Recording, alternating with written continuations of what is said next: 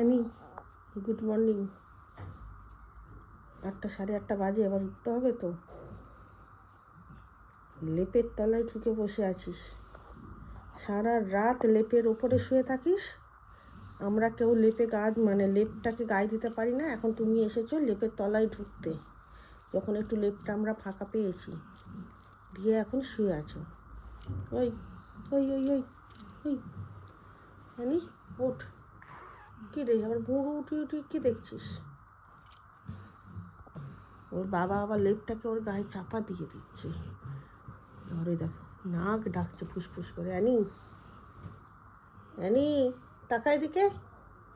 বাবা, সত্যি। ওই ওই ওই, ওঠ ওঠ ওঠ ওঠ ওঠ।